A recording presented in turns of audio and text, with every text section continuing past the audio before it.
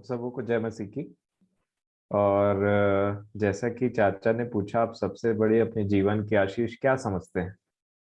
तो मैं समझता हूँ कि हम सब के लिए सबसे बड़ी आशीष तो ये है कि हम अपने परमेश्वर पिता को प्रभु यीशु मसीह के नाम से जान गए, और उस चीज को जान गए जो इस जीवन के बाद हमारे लिए रखा है। और इसी से हमें एक धन्य आशा होती कि जीवन में चाहे कुछ भी उथल पुथल मचे, कुछ भी क्यों ना होता रहे, हमको ऐसा लगता है बस यहाँ से जाएंगे तो कुछ अच्छा मिलेगा। तो शॉर्ट में मैं बोलना चाहूंगा कि सबसे मेरे लिए, जब से मैंने वचन को और प्रभु के प्रेम को समझा है, तो सबसे बड़ी आशीष तो ये है कि उसने ये बताया कि उसका प्रेम क्या है, अनंत जीवन क्या है, और इतने बड़े पापी को धर्मी ठहरा दिया अपने पुत्र के लहू से, और अपने वाचा को समझाया, अपने प्रोमिसेस को बताया। और ये मेरे लिए सबसे बड़ी बात है कि मैं अपने सृजनहार को, अपने कर्ता को, और जिन्होंने मुझे बनाया, उनको मैं पहचानने लगा हूँ। और दिन प्रतिदिन वो मुझसे वचनों के थ्रू, प्रैक्टिकल लाइफ के एक्सपीरियंस के थ्रू बात करते हैं, संभालते हैं। और इस जर्नी में मेरा परिवार भी मेरे साथ है, इसलिए मैं और ज्यादा आशीषित हूँ। लेकिन सबसे बड़ी मेरे लिए तो आशीष यही है कि मैंने जीवन को पहचान लिया। तो ऐसे लगा कि मुर्दा टाइप का जीवन जी रहे थे, उसके बाद में जब जीवन को पहचाना, देखा ये सब बातें कैसी है, तो मेरे लिए सबसे बड़ी आशीष है। और चूंकि आप में से कोई कुछ नहीं बोल रहे हैं करके, मैं थोड़ी सी बातों को शेयर करना चाहूंगा। कि जैसे मेरे प्रियो, जहां तक मैं समझता हूं इन बातों को, उत्पत्ति में ऐसा लिखा है कि परमेश्वर पिता ने सब चीज बना करके बोला कि सब अच्छा है, किसी में कुछ गड़बड़ी नहीं है। इसीलिए जो परमेश्वर पिता ने बनाया वो शुद्ध भी है सब, और बिना किसी गड़बड़ी के है। और इस संसार में जब हम रहते हैं, तो देखिए, मैं समझता हूं कि धन की आशीष हो, बाल बच्चे की आशीष हो, जितने चीजों की जो हमारे लिए अच्छा है, तभी तो हम उसको आशीष बोलते हैं। कोई भी इंसान किसी चीज को आशीष तभी बोलता है जब उसमें कुछ अच्छाई देखता है। और हर अच्छे चीज का सोर्स परमेश्वर पिता है। किसी के पास ज्यादा धन है, किसी के पास ज्यादा जमीन जायदाद है, कोई दिक्कत नहीं है। अच्छे अच्छे प्रभु के दासों के पास में जमीन जायदाद की आशीष थी, लेकिन पुराने नियम में और पुरानी वाचाओं के लोगों को जब परमेश्वर पिता को आशीष देना रहता था, तो वो अधिकतर जमीन, भेड़ बकरी, गाय बैल, गधे, घोड़े, ये सब चीजों से उनको भर देते थे, संसारिक आशीषों से। परंतु जब से यीशु आए, तब से उन्होंने हमको स्वर्गीय जगहों में आशीष दिया। किसी के पास धन संपत्ति है, और किसी के पास में ये अच्छी, अभी संसारिक रूप से मैं बोलना चाहता हूं कि अगर किसी को प्रभु ने बढ़ाया है, तो आप ये मत सोच लीजिएगा कि वो आशीष प्रभु नहीं देता है। ऐसा नहीं है। हमने देखा है कि एक आत्मा के काम में से ये भी कि वो देता है। हम कुरिन्थियों में देख रहे थे, आपको याद होगा ना ये चीज, एडमिनिस्ट्रेशन का। आइए कुछ वचनों को देखते हैं। कुरिन्थियों, पहला कुरिन्थियों की पत्री हम देखेंगे। पहला कुरिन्थियों और 12 और 27 वचन से मैं आपके सामने पढ़ना चाहूंगा। पहला कुरिन्थियों 12 का 27 लिखा है, इसी प्रकार तुम सब मिलकर मसीह की देह हो, और अलग अलग उसके अंग हो। फिर देखिए 28 वचन में क्या लिखा है, और परमेश्वर ने कलीसिया में अलग अलग व्यक्ति नियुक्त किए हैं, है ना, अलग अलग व्यक्ति नियुक्त किए हैं। जैसे प्रथम प्रेरित, जो चर्च को स्टैब्लिश करते हैं, और उनका बहुत बड़ा रोल है। दूसरे भविष्यद्वक्ता, जो आने वाली बातों को और परमेश्वर की इच्छा को लोगों पर प्रकट करते हैं। तीसरे शिक्षक, फिर सामर्थ के काम करने वाले, फिर चंगा करने वाले, और उपकार करने वाले। उपकार करने वाले, इंग्लिश में लिखा है हेल्पिंग, जो उपकार करते हैं। तो इनको किसने नियुक्त किया है कलीसिया में? परमेश्वर पिता ने नियुक्त किया है। इसीलिए हमारे पास में से कई लोगों के पास में धन संपत्ति की बहुत आयत रहती है, लेकिन आप देखिए वो धन संपत्ति बढ़ते बढ़ते ऐसा हो जाता है कई बार कि वो एक्चुअल में हमको जितना चाहिए उससे एक्स्ट्रा है।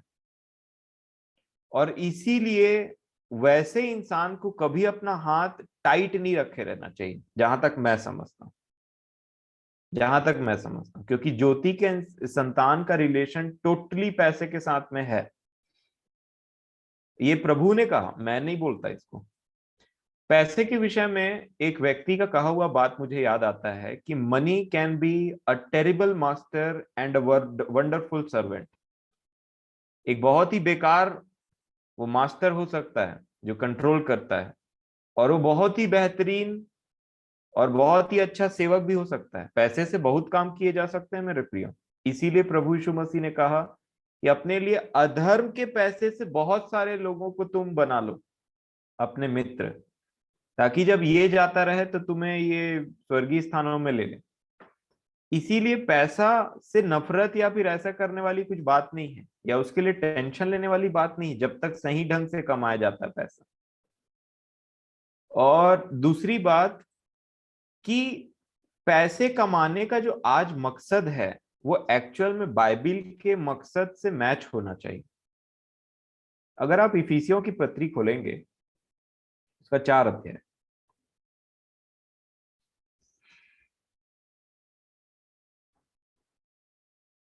इफिसियो 4 का 28,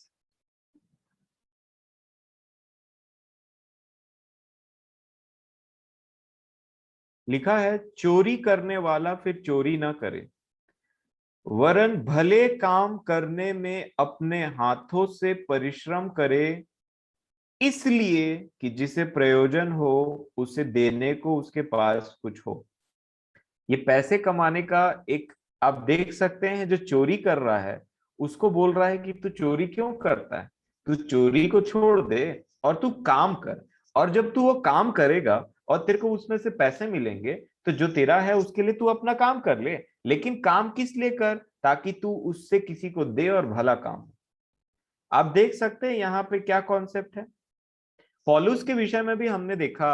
अब प्रेरितों के काम आखिरी आखिरी अध्याय में शायद उन्होंने बोला है, शायद आखिरी अध्याय है, प्रेरितों के काम निकालिए तो थोड़ा। हाँ, 28 का 30 लास्ट, 28 का 30 सेकंड लास्ट बोलना चाहूंगा। देखिए पौलुस क्या बोलते हैं, प्रेरितों के काम 28 और उसका 30। वो बोलते हैं, एक्चुअल में इसको लूका ने लिखा है तो इसलिए वैसा है। वह पूरे 2 वर्ष अपने भाड़े के घर में रहा, है ना, पौलुस के लिए लिखा है। और जो उसके पास आते थे उन सब से मिलता रहा, और बिना रोक टोक बहुत निडर होकर परमेश्वर के राज्य का प्रचार करता और प्रभु यीशु मसीह की बातें सिखाता रहा। और यहाँ पे एक्चुअल में जो उसके पास आते थे उन सब से मिलता रहा लिखा है, बट आप इंग्लिश में पढ़ेंगे तो लिखा है, he lived there 2 whole years at his own expense and welcomed all who came to him। और मैं इसका मतलब ऐसा समझता हूं कि जो भी पौलुस के पास आते थे वो उनका पहुनाई करते थे बहुत अच्छे तरीके से। इसीलिए वहां पे पौलुस ने जब खुद ऐसा काम किया, देखिए वो इतने बड़े प्रचारक थे, पैसा भी मांगते थे कलीसिया से, लेकिन अपने लिए कभी नहीं मांगा। हमेशा जिन कलीसिया को जरूरत था उनके लिए मांगा। और अपने लिए वो क्या कहा करते थे, तिमुथियुस को भी वही बात सिखाते थे, यदि पहनने के लिए कुछ हो, खाने के लिए कुछ है, ये रहने के लिए कुछ है, इसी में संतुष्ट रहो बस।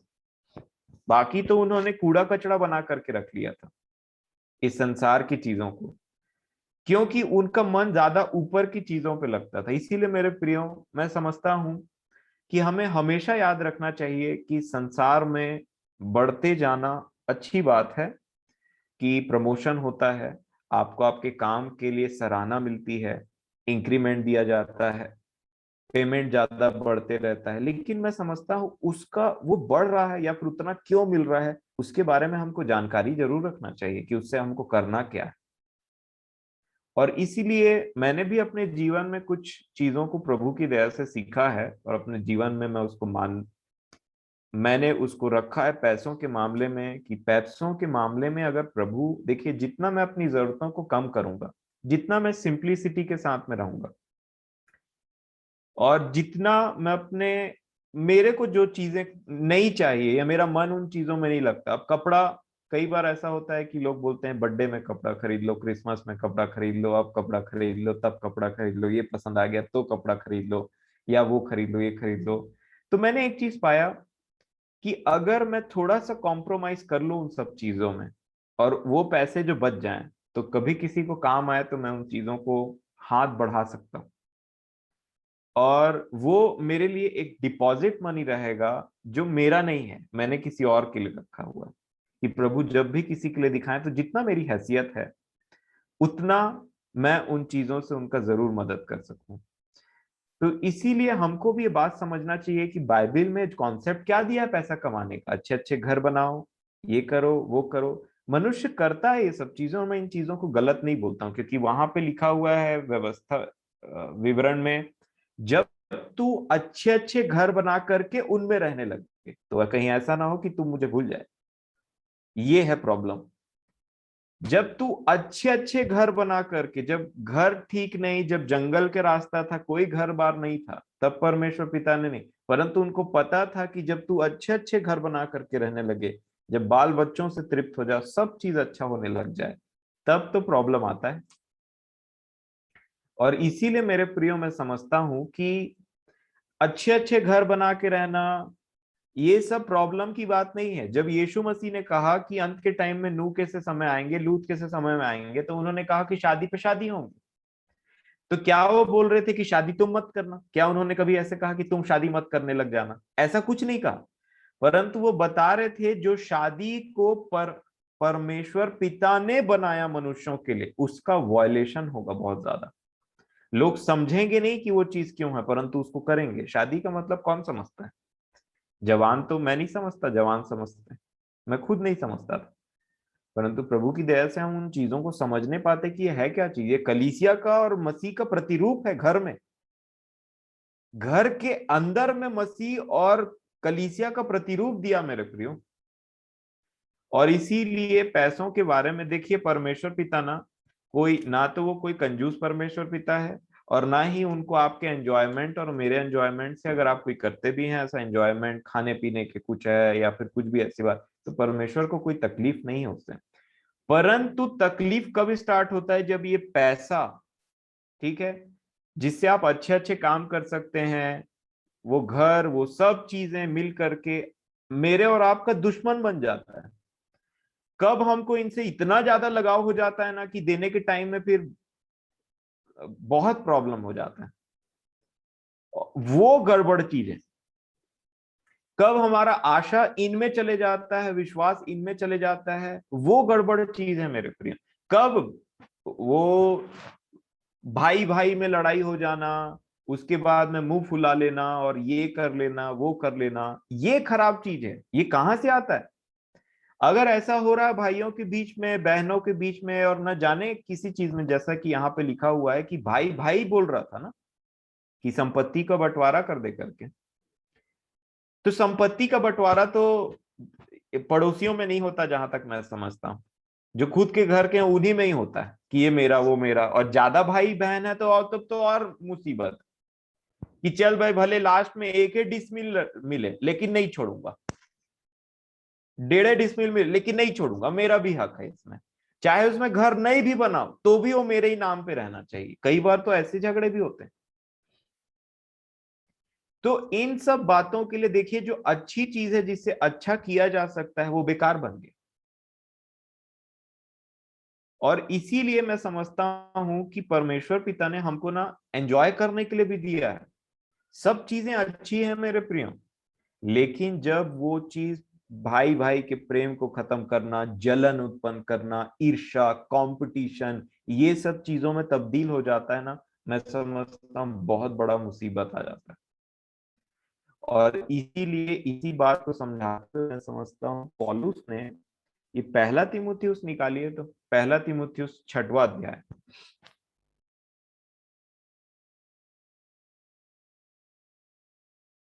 क्योंकि अगर आप पूछेंगे कि इसका ये जो पैसे का लालच खत्म कब होता है, या तो फिर इसका कोई अंत है, तो इन चीजों का कभी अंत नहीं है।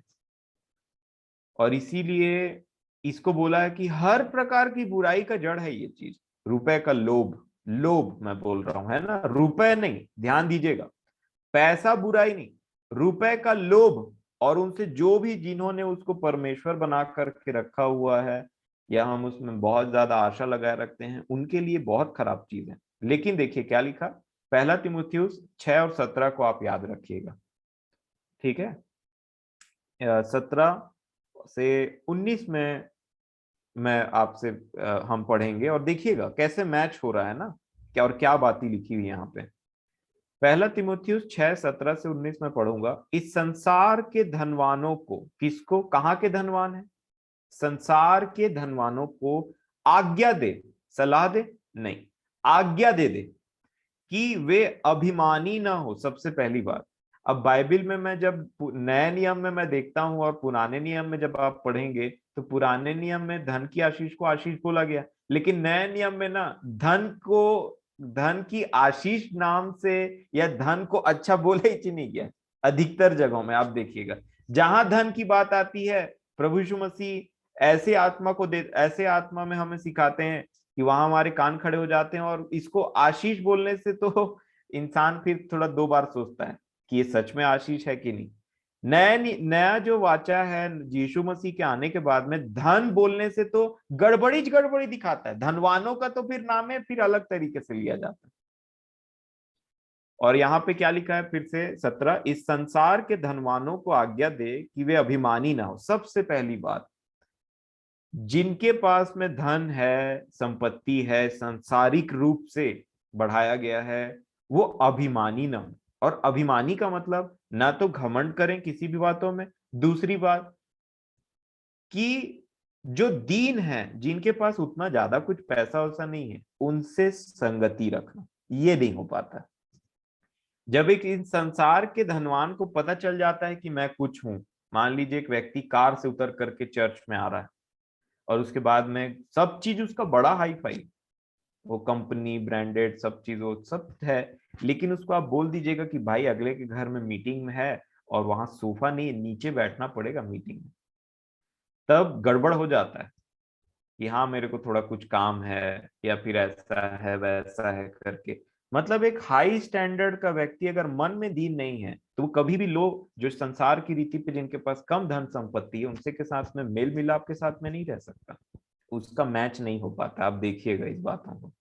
मेरा एक दोस्त था, वो एक बात बोला करता था मेरे को, बोलता था कि भाई रुपेश, मैंने एक जीवन में एक बात सीखा है। मैं बोला क्या, मैं सोचा कुछ अच्छा चीज सीखा होगा। तो बोलता है कि अमीर के साथ दोस्ती करोगे तो अमीर बनोगे, गरीब के साथ दोस्ती करोगे तो और गरीब बन जाओगे। मैं बोला कि यही सीखा है तू।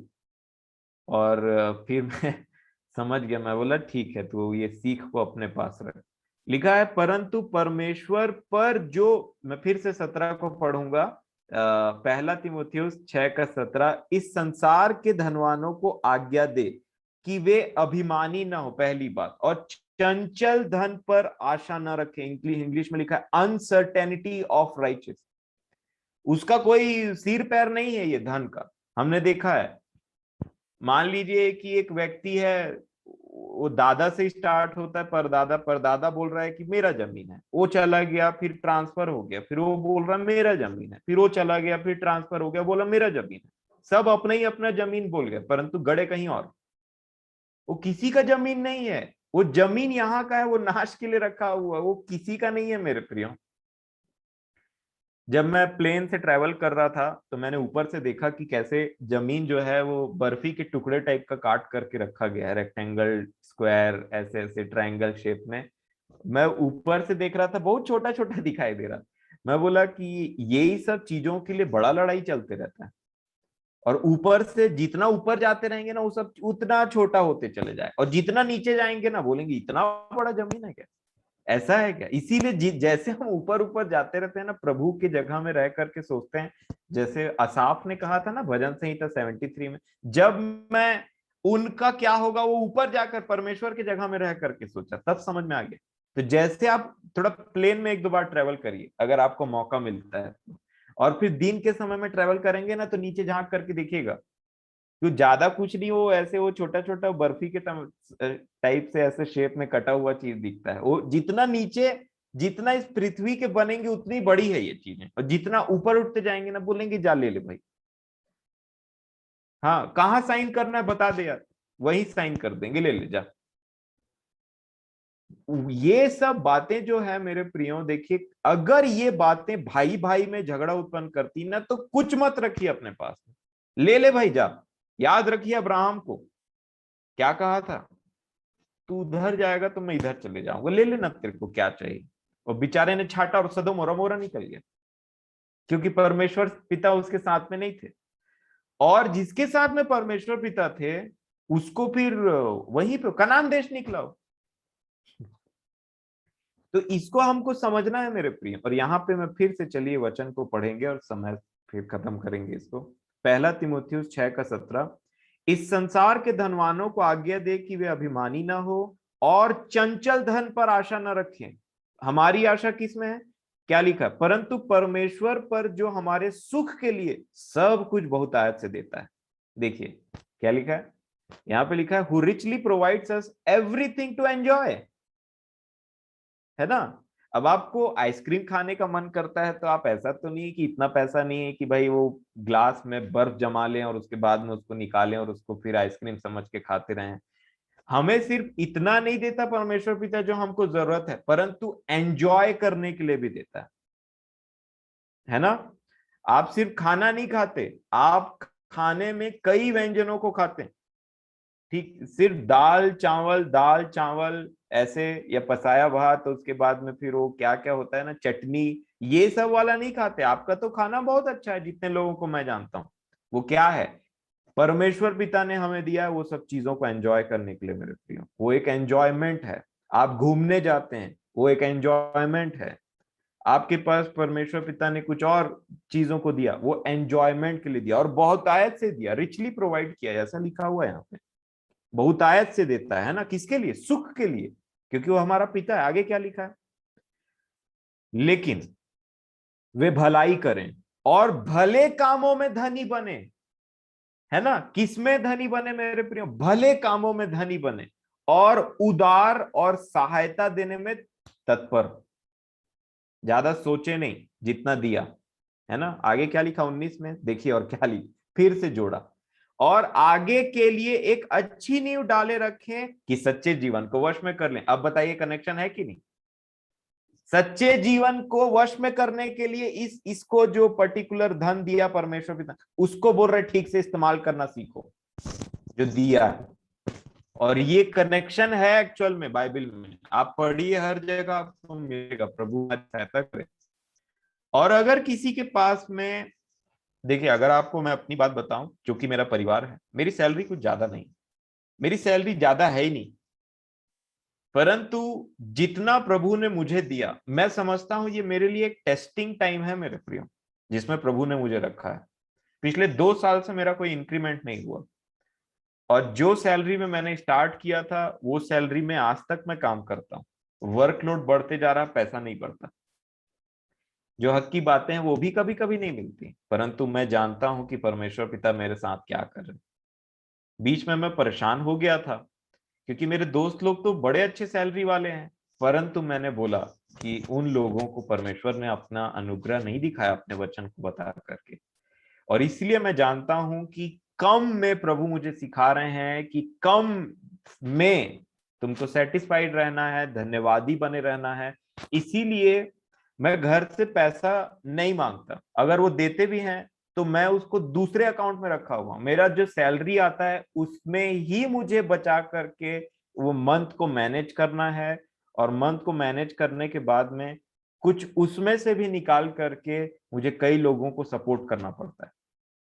कई बार डिपेंड करता है सिचुएशन उसके ऊपर में, परंतु मैं ये देख रहा था कि मैं जितना अपना कम एंजॉय करूंगा, उतना प्रभु के लिए या प्रभु के लोगों के लिए जिनको जरूरत पड़ता है उनके लिए मैं हाथ आगे बढ़ा सकूं। भले मेरी सैलरी नहीं है, और मैं आपको बताना चाहता हूं वो लोग यहाँ पे नहीं है, इसलिए अगर आप उनसे पूछेंगे ना, जिनको मैं कुछ सपोर्ट करने के लिए प्रभु ने मेरे हाथ को वो दिया, ऐसा मन दिया, तो उनको क्या लगेगा ना, ये बैंगलोर में काम करता है, इसके माँ बाप सेटल हैं और इसका सैलरी बहुत ज्यादा है, इसीलिए ये पैसा भेजता है या इसीलिए ये मदद करता है। परंतु आप मेरा परिवार है और ये टॉपिक निकला है करके, मैं यहाँ पे बोस्टिंग नहीं कर रहा हूं, प्रभु मेरे मन को जानते हैं, लेकिन मैं सिर्फ आपको एक एग्जाम्पल बताने के लिए बात बता रहा हूं कि किस प्रकार से हमको कम में भी विश्वास योग्य बने रहना है, और कम में जब आप देंगे ना उसका मजा अलग।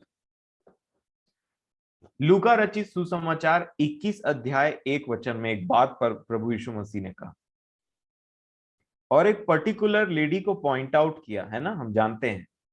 अब देखिए क्या बात कहा यीशु मसीह ने, और इसलिए इस बात से हम समझ सकते हैं कि सबसे ज्यादा पैसा दान करने वाला व्यक्ति ही सबसे बड़ा दानी नहीं होता। यहां पे लिखा है लूका 21 के 1 में, फिर उसने आंख उठाकर धनवानों को अपना अपना दान भंडार में लाते देखा। किसको? धनवानों को, जिनके पास बहुत पैसा है, वो भी दान दे रहे थे, है ना, भंडार में ला रहे थे, गिफ्ट लिखा है। उसने एक कंगाल विधवा को भी उसमें 2 दमड़ियां डालते देखा, 2 स्मॉल कॉपर कॉइन्स, 2 दमड़ियां डालते देखा। फिर लिखा है उसने एक कंगाल विधवा, है ना, कंगाल विधवा को भी, विधवा है, कंगाल भी है, विधवा भी है, कंगाल भी है, और 2 दमड़ी डाल रही है। कितना डाला? 2 दमड़ी। कहां धनवानों का गिफ्ट और कहां उस कंगाल विधवा का 2 दमड़ी। जितने देखने वाले सोच रहे होंगे, बोल रहे होंगे, अरे ये व्यक्ति ने यहाँ चर्च में टाइल्स लगवा दिया, ग्रेवयार्ड में इसने टाइल्स लगवा दिया, इसने ये कर दिया, उसने वो कर दिया, बाउंड्री बनवा दिया, ये तो बहुत बहुत दान दिया। परमेश्वर यीशु मसीह बोलते हैं इसने बढ़ती में से दिया है, इसने दिया है, अच्छी बात है, उसमें वो कंप्लेन नहीं करते हैं। परंतु यहाँ पे देखिए तीसरे वचन में क्या लिखा है, तब उसने कहा, अर्थात यीशु ने कहा, मैं तुमसे सच कहता हूं। और जब यीशु सच कहते हैं तो झूठ का बात नहीं आता, क्योंकि वो सच है, सच्चाई है ना। मैं तुमसे सच कहता हूं कि इस कंगाल विधवा ने सबसे बढ़कर डाला है, 2 दमड़ी, 2 दमड़ी धनवानों के दान से बढ़कर, सबसे बढ़कर। तुम बोले कि तुम जितने यहाँ पे दान दे रहे हैं ना खुशी से, उन सबको इकट्ठा कर लो, कोई भी इसके समान दिलदार नहीं है। और डाला कितना था? 2 दमड़ी, सबसे बढ़कर डाला है। क्यों? चौथा वचन, क्योंकि उन सब ने अपनी अपनी बढ़ती में से दान, बढ़ती में से बढ़ती में से दान में कुछ डाला है, कुछ डाला, बढ़ रहा है उसमें कुछ डाला, खुश होकर के, ठीक है चलो आज हम देते हैं। परंतु इसने अपनी घटी में से अपनी सारी जीविका डाल दी। घटी में दान देने का मजा अलग है, क्योंकि प्रभु उसको सराहता है। इसीलिए देखिए धनवानों को भी अवसर है और जो घटी में है उसको भी अवसर है। ये तो है हमारा परमेश्वर कि उन आशीषों को हमारे लिए किस प्रकार से उन्होंने, जो धनवान है सांसारिक रूप से, उनके लिए भी अवसर दिया, और जो निर्धन है बेचारे, जो कंगालों की श्रेणी में आते हैं, मतलब मैं बोलना चाहूंगा कि जो कम पैसे वाले हैं या जिनको इस संसार में जो धनी नहीं है, किसी भी रीति से, किसी भी स्टैंडर्ड से, कोई भी परमेश्वर की दृष्टि में ऊंचा नीचा नहीं, वो कभी भी पार्शियलिटी नहीं करता। उल्टा धनवान जो है उसको अधोलोक भेज देता है ठीक से काम नहीं करने से, है ना। तो मैं बोल रहा हूं, आप नया नियम को पढ़िए अच्छे से। जो कंगाल की श्रेणी में आते हैं ना, उनको तो खूब धन ने कहा है, और धनवानों को हमेशा वार्निंग दिया है।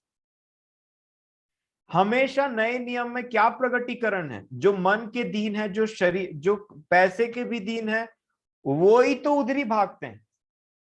और जो धनवान है बोल रहे चल जा अपना संपत्ति बेच करके मेरे पीछे हो ले, उदास होके चला गया।